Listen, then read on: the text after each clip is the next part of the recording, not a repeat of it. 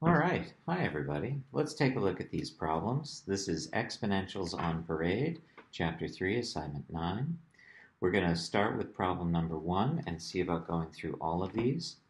All right, number 1. We've got Tianjin had a population of 10.24 million in 2004. So 2004, 10.24 million. And in 2009, the population was 12.28 million. Okay, if the city continues to grow at this rate, what will the population be in 2020? Well, I think I want to start by saying let's make this time equal to 0. And since this is 5 years after 2004, we can make this time equal to 5. Why do I want to do that? Well, if I define this first point as time equal to 0, then I know my initial amount. So that allows me to start with A equals P e to the RT, because this is a continuous growth situation, and I can plug in my initial amount for P. So A equals 10.24 e raised to the RT. Now we've got this second ordered pair here that we can use to help us find R. I'm going to plug a 5 in for T, 12.28 million in for A, and when we plug in numbers here and here, we're going to be left with R to solve for. So 12.28 equals 10.24 e to the R times 5. Well, I'd like to solve this equation for R, so I'm going to divide both sides by 10.24.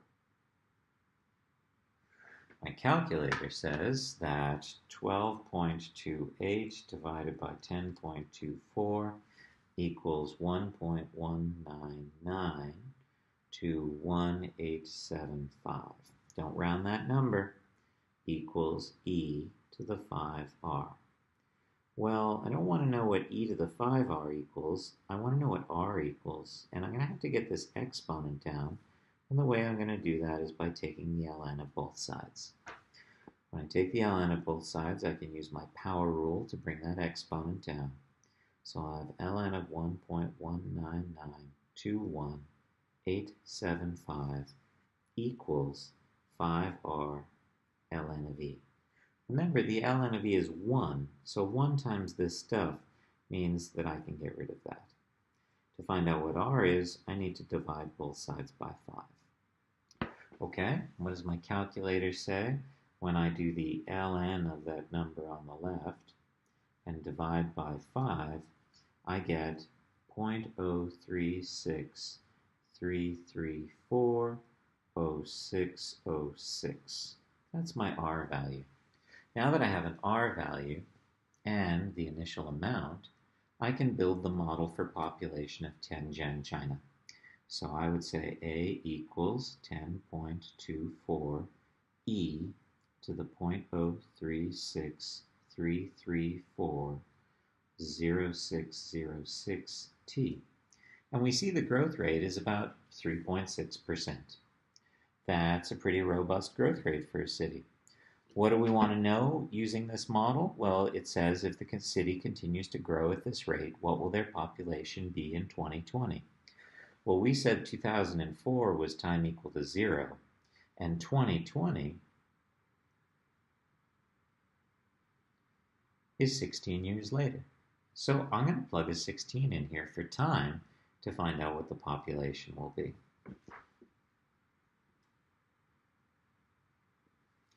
So if I multiply that rate times 16, and I do e raised to that power, and I multiply that number by 10.24, I get that the population of Tianjin should be 18.314 million people.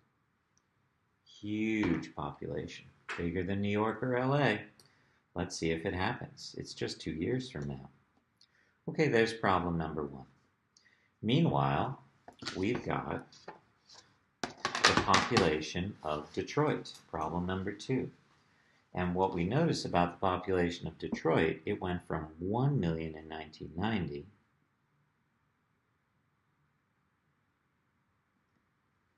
to a population of 700,000 in the year 2011? Well, again, I'm going to define this to be t equal to 0. And this is how many years after that? This would be 21 years later. So I'm going to use t equals 21 there. Remember, the point of defining this first point as t equals 0 is that I get a freebie here. This is my initial amount. So when I go to build my model, a equals p e to the rt, I've got my initial amount and can plug in a million there. So a equals 1 million e to the rt. Now let's use this second ordered pair to help us find our rate. 700,000 is the population, 1 million e to the r times 21. I need to divide both sides by a million. It's a lot of zeros, but they're going away here, and here, and here, and I'm left with 7 over 10, or 0.7, equals e to the 21r. If I take the ln of both sides, I can use my power rule to bring this down in front. So ln of 0.7 equals 21r ln of e. Remember, the ln of e is 1 we said in the last problem. So all I have to do is divide both sides by 21 now. No, you can't cancel that 7 with that 21 unless you want me to chase you with a stick. ln of 0.7 divided by 21, I get negative 0.016984521. Notice the population of Detroit is decreasing by almost 1.7% per year. There's our rate. Okay, so let's build our model. We'll plug in our rate, we'll plug in our initial amount, and we'll get a equals 1 million e to the negative 0.016984521 t. There's our Detroit population model. Now, what I notice here is that we're wondering in the question when the population of Detroit will be the same as Tucson, and Tucson has a population of approximately 600,000. So I'm going to put a 600,000 in for A, set that equal to our Detroit population model,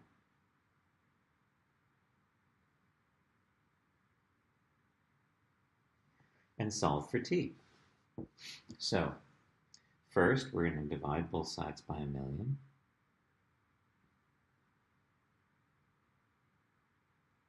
That'll give me 0.6 equals e to the negative 0.016984521t. And what do we need to do now? We need to get that exponent down, so we're going to have to take the ln of both sides. That'll allow me to bring this power down in front. So I'll have the ln of 0.6 equals negative 0.016984521t.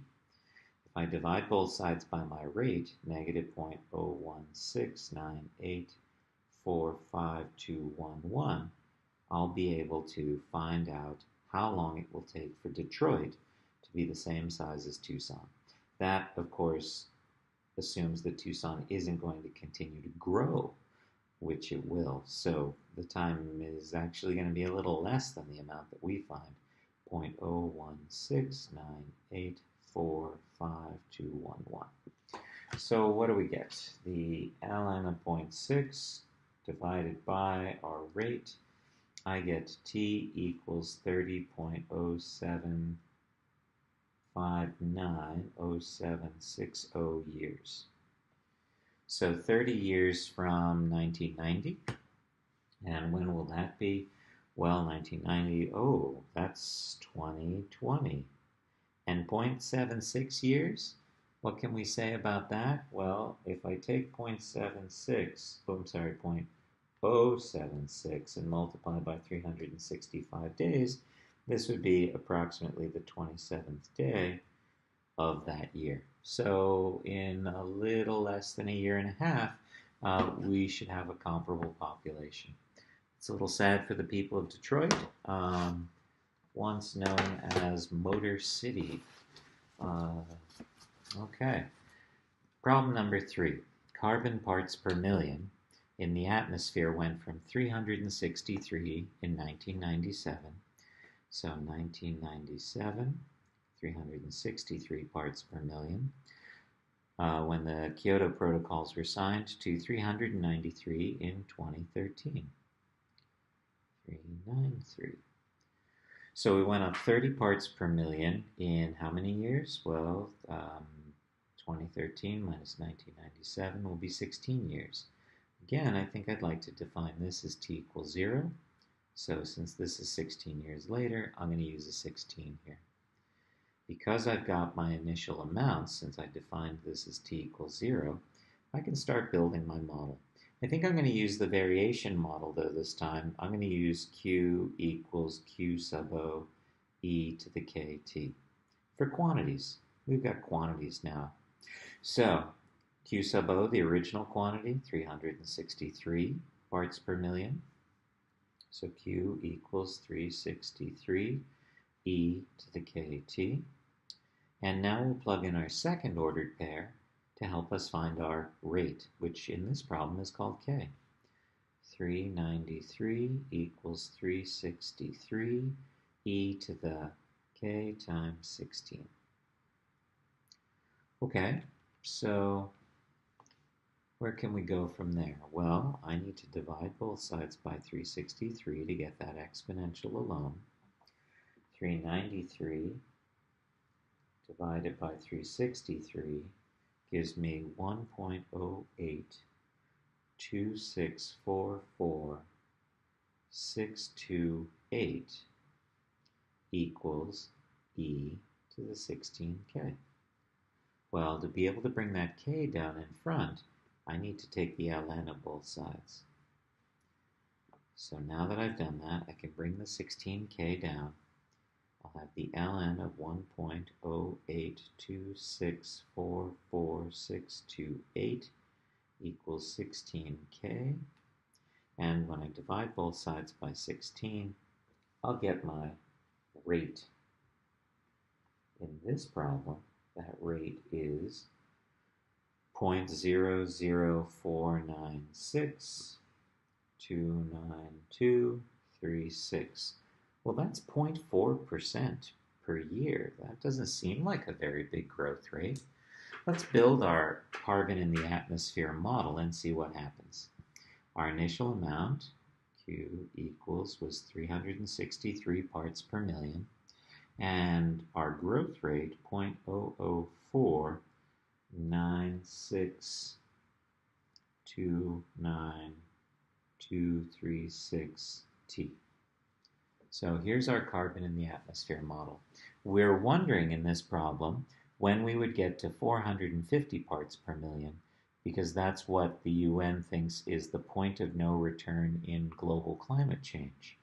So if we put 450 here, 363 e to the 0.00496292236t, we can solve for time by first dividing.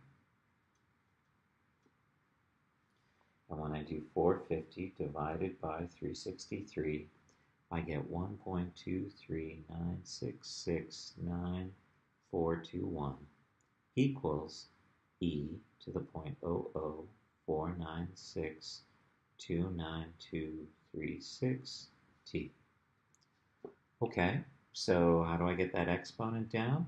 I have to take the ln of both sides. I'll bring that power down in front. So I'll have ln of 1.239669421 equals 0.00496292236t. Well, now I need to divide both sides by that rate to get t by itself. So I'm going to divide by 0.00496292236, 0.00496292236 to clear out that rate and get t by itself.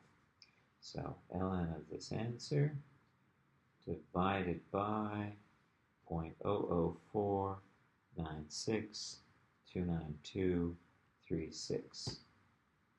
And I get that t equals 43.2899 or 43.290 years. That's 43 years after 1997. So if I add 1997, I get the year 2040.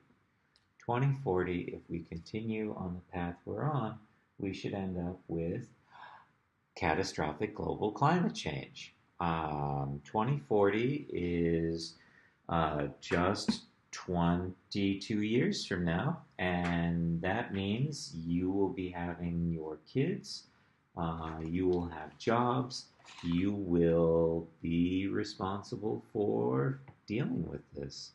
I recommend starting to fix it now and not waiting another 22 years. Okay, good luck with that. Let's talk about weevils. And if you've forgotten, here's what a weevil looks like. All right, so problem number 4, we're talking about weevils. Colony of weevils grows exponentially. At the start of the week, there were 1,000 weevils. And at the end of the week, there were 1,750 weevils. Well, I've got t equals 0, so I have my initial amount. Hey, let's use p equals p sub o e to the rt this time. We can plug in our initial population. We get p equals 1,000 e to the rt. And then we can plug in our second ordered pair. Population of 1,750, 1,000 e to the r times 7 days. Note the units here on time aren't years anymore, but days. First, I'll divide both sides by 1,000. I'll get 1.75 equals e to the 7r. You know, we've done a couple of these problems now, and I bet you know that what's coming next is taking the ln of both sides so that we can bring that power down in front. The ln of 1.75 equals 7r. So when I divide both sides by 7, I can get my r value of 0.0799451126. Okay, let's build our model then for weevil population. P equals 1,000 e to the 0.0799451126t. Weevil population is growing at about 8% per year. And what's the question asking? It says here, how long would it take the population to triple? That means triple the original amount. So if the original amount is 1,000 and we want to triple that, we're wondering when population will be 3,000. So I'm going to plug a 3,000 in over here. 1,000 e to the 0.0799451126t. I'll divide both sides by 1,000 and get 3 equals e to the 0.0799451126t. To get that exponent down, I'm going to have to take the ln of both sides. That'll allow me to use the power rule to bring this rate down in front. So I'll have ln of 3 equals 0.0799451126t. If I divide by my rate, I should be able to get time. And I get that 13.742. Remember, the units here on our input were days for the population to triple. Triple the original amount, not triple this amount. Triple what we started with. We started with 1,000. We want to triple that 1,000, and it'll take us 13.742 days to do that. Okie doke. All right, let's take a look at problem number 5, all about my car depreciating. Don't worry, it will happen to your car too. My car depreciates at 6% per year, 0.06 negative depreciation. I spent $28,000 for the car, no kidding. I want to be able to sell the car when it still has 30% of its original value. Well, what's 30% of 28,000? 0.3 times 28,000 is $8,400. I want to sell the car when it's worth $8,400. How many years should I plan on having this car? Well, because this car depreciates at 6% per year, I'm going to use this model, A equals P 1 minus R to the T. So A equals the original value of the car, 1 minus 0.06 to the T. Or A equals 28,000, 0.94 to the T. There's my car value model. And I want to know when my car's value will be $8,400. So I'm going to plug in that for the amount. 8,400 equals 28,000 times 0.94 to the T. Well, if I divide both sides by 28,000, these will cancel. I can cancel some of this. 84 divided by 280 is that 30% we talked about.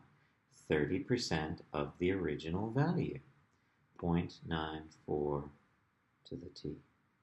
Now, I know this is an E, but I'm still going to take the ln of both sides, so I can bring that power down in front. Now I have ln of 0.3 equals T ln of 0.94. This ln of 0.94 is a number times T. If I want to know what T is, I'm going to have to divide both sides by that number. These will cancel, and so if I do the ln of 0.3 divided by the ln of 0.94, I end up with T equals 19.458 years from the time I bought it. Great, I've got plenty of time. All right, there's problem number 5.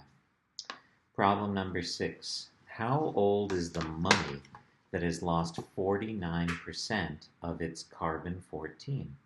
Use 5730 for carbon-14 half-life. Carbon-14 half-life, 5730 years. Okay, and we've got this other number here where it says the mummy lost 49% of its carbon.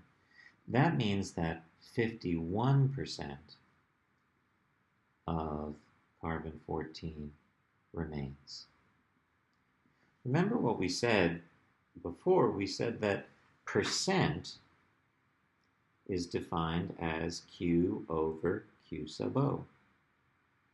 So if I can take this equation, Q equals Q sub O e to the kt, and divide both sides by Q sub O, Q over Q sub O is percent.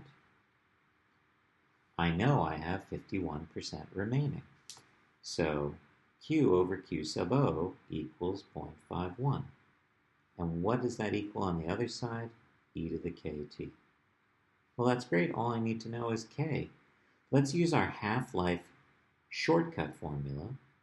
Remember, we'll take our half-life time and we'll say that K equals ln of a half for half-life divided by the time for half-life. That's my K value. So then this problem becomes 0.51 equals e to the ln of a half over 5730 t. So now let's solve for t by taking the ln of both sides. That'll allow me to bring down this power. The ln of 0.51 equals ln of a half over 5730t. Well, I want to solve for t here. So instead of dividing both sides by this fraction, I'm actually going to multiply both sides by 5730 and divide both sides by ln of a half. That's a little easier on my brain. Remember, I can't cancel out these ln's. Okay, so what do we get? 5730 ln of 0.51 divided by ln of a half, and I get t equals 5,566.299 years. That's how old this mummy is. Any questions about how to handle percent? Remember, 49% gone meant 51% remaining, and percent is defined as q over q sub o. So if I take my original equation and divide both sides by q sub o, I can get q over q sub o, or percent. And I can then say, well, if that's percent, that's what my 51% is. And on the right-hand side, since I divided by q sub o, I just have e to the kt. So I can always set e to the kt equal to the percent that remains and solve for t. Okie doke. Let's take a look at problem number 7. Last year, approximately 1.4 million people died of tuberculosis. It's a pretty terrible way to die. In 2000, there were 16,309 new cases. In 2000, there were 16,309 cases. Let's define this as t equals 0. In 2012, that's 12 years later, the number of cases was 9,945 people. Okay, at what rate are the infections decreasing in the US, and how long until we get to only 100 people are infected per year? All right, well, we've got our initial amount, 16,309. So if we start with p equals 16,309 e to the rt, I can then plug in this second ordered pair to help me solve for r. 9945 equals 16,309 e to the r times 12. So let's divide both sides by 16,309. 9945 divided by 16,309. And I get 0.6097860077 equals e to the 12r. I'll take the ln of both sides and bring this power down. ln 0.6097860077 equals 12r. And so I need to divide both sides by 12. Okay, that gives me my rate. The ln of that number divided by 12, and I get negative 0.04122059992. That means my rate is approximately 4.12% decrease in cases. At what rate are the infections decreasing? At about 4.12%. That's what I can read from this rate value here. Well, let's go and build our model now. P equals 16,309 e to the negative 0.04122059992 t. There's our number of people infected with tuberculosis in the United States model, and we wonder when we'll have 100 people infected. 16,309 e to the negative 0.04122059992t. I'm going to start by dividing both sides by 16,309. So 100 divided by 16,309 gives me 0.0061315838 equals e to the negative 0.04122059992t. We need to then take the ln of both sides, so we can bring that power down in front. The ln of 0.061315838 equals negative 0.04122059992t. Okay, and so when we divide both sides by the rate, we'll get the ln of that number divided by negative 0.04122059992, and that's going to be t equals 123.586 years. Well, this is going to be a work in progress for a while. I guess some diseases are quite persistent in societies, and this is in fact one of them. Okay, that was problem number 7. Let's take a look at problem number 8 now. A particular type of tinted glass reduces the intensity of sunlight by 20% per millimeter of thickness. Write a function that models the intensity passing through a pane that is x millimeters thick. Okay, so my input is x, my output is intensity. It says that we want to know from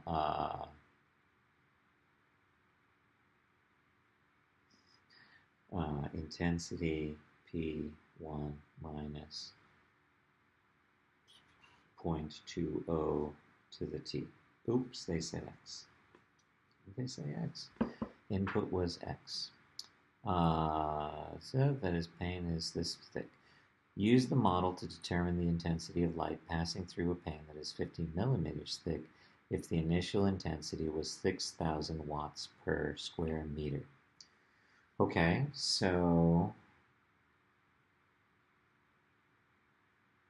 if the initial intensity was 6,000, 0.8 to the x equals I. Well, there's our intensity model, and they want to know what the intensity will be when we have a block that's 15 millimeters thick. So all they need me to do is put in 6,000, 0.8 to the 15. Okay, 0.8 raised to the 15th power, and then multiply that by 6,000. I get that intensity is going to be 211.106, and the units on intensity are watts per meter squared. All right, it's amazing how many different applications we have for exponential problems. Let's take a look at problem 9. If you invest $100 compounded quarterly, so I need the compounding formula. A equals P1 plus R over N to the NT. Because we're compounding quarterly, we know there are 4 quarters in a year, so N would be equal to 4. We know the rate, 2%, would be 0.02, and we know the initial amount is $100. All we're being asked is how long will it take to have $10,000?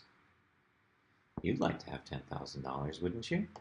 And for the mere investment of 100, how long will it take to get there? If our savings account compounds the interest 4 times a year and our rate is 2%. Well, let's see. A equals P, but we know these, don't we? This is 10,000 for A. This is 100 for P. So 10,000 equals 100. 1 plus 0.02 over 4 to the 4t. Well, there's my model, and I just need to solve for t. Okay, so if I divide both sides by 100, I end up with 100 equals 0.02 divided by 4 is 0.005, so I get 1.005 to the 4t. Well, I'm going to take the ln of both sides, so I can bring this power down in front. I'll have the ln of 100 equals 4t ln 1.005.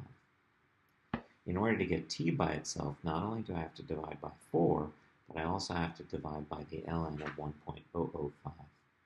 4 ln 1.005.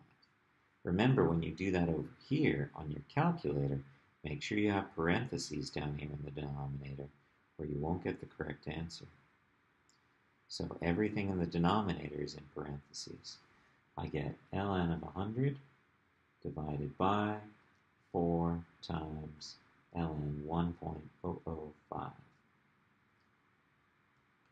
That is t equals 230.834 years. I don't know that you're going to live that long. Don't count on that $10,000 is what I would say to you. Okay, there's problem number 9. I'm going to skip problem 10 because I'd like to see what compelling argument you come up with for that. And instead, I'm going to go to problem number 11. Problem number 11 says write the equation of the exponential through the given points. And we said in class that for writing the equation through 2 points, I don't use any of the PERT models or the compounding stuff. I use y equals a times b to the x. Okay, we've got 2 ordered pairs here, 0, 4, and our second ordered pair, 2, 28. So let's plug in a 0 for x and a 4 for y. B to the 0, well, stuff to the 0 power is 1. So I get a times 1, or 4 equals a.